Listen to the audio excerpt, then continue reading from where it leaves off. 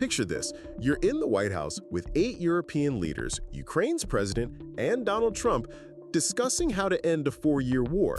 Then Trump pauses the meeting, calls Vladimir Putin for 40 minutes.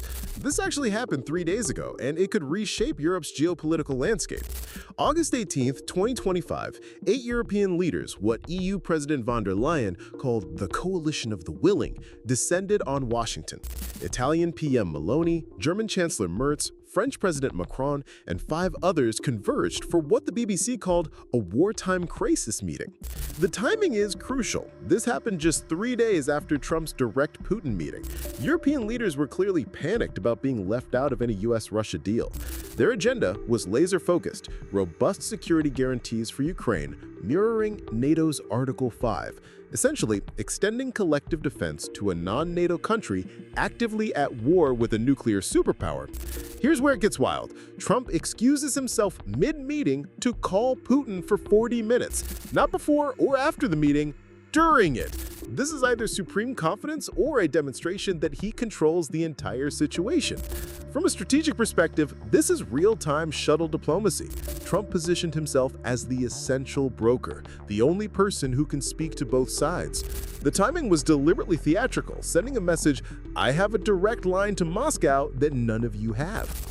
Trump claimed afterward that Putin was receptive to arranging a Putin-Zelenskyy meeting followed by a 3-way summit.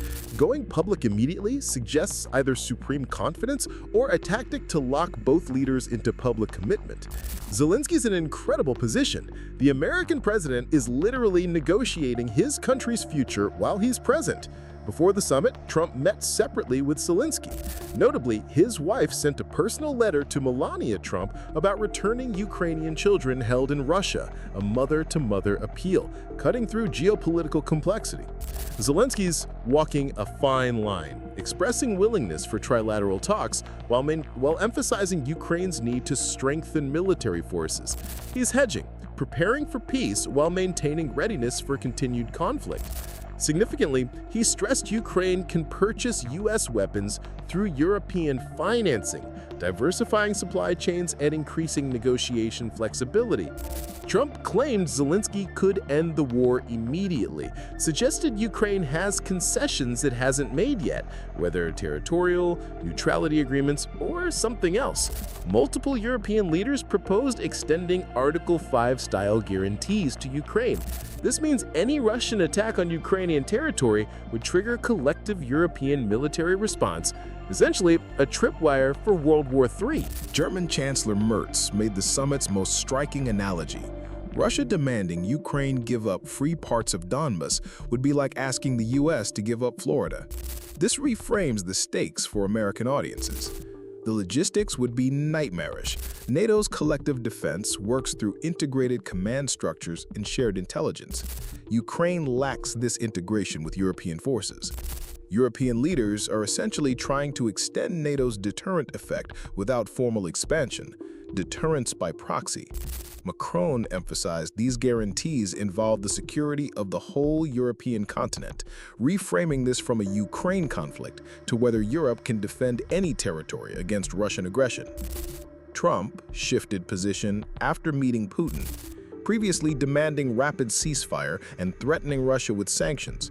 He now says a ceasefire isn't necessary for a peace treaty. This suggests Putin convinced him that ceasefire would disadvantage Russian negotiating positions. Tactically, this makes sense. Russia's primary leverage comes from military pressure. Stop the shooting, lose the leverage. Europeans push for ceasefire to stop refugee flows, economic disruption, and political instability. Zelenskyy prefers immediate ceasefire, but wants to strengthen military forces, using ceasefire to rearm and improve position. Trump suggested previous conflicts he resolved didn't require ceasefires, believing he can negotiate immediate final settlement, making a temporary ceasefire irrelevant. Trump mentioned discussing possible exchanges of territory, taking into consideration the current line of contact, the war zone. Military terminology for active front lines where fighting happens now.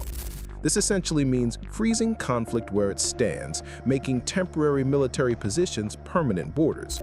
Russia keeps occupied territory, Ukraine retains defended territory, new borders determined by military success rather than historical or legal considerations. Merz's Florida analogy becomes crucial, making Americans understand that rewarding military aggression with territorial gains sets dangerous precedent. The fact these discussions happen at all suggests both sides might accept territorial losses for security guarantees. Any settlement needs answers for exact border locations, mixed populations, military installations, infrastructure, and economic assets. The big question? Does accepting territorial losses for security guarantees encourage similar aggression elsewhere?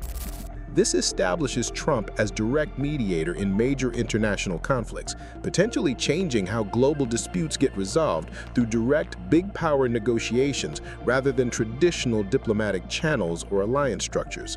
The European response reveals deep anxiety about American commitment to European security.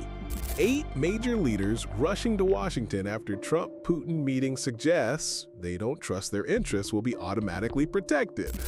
Former NATO Deputy Secretary General Rose Gottemoeller emphasized Trump's acknowledgement of security guarantees was of enormous importance. Atlantic Council's Harlan Ullman warned security guarantees will be very, very difficult.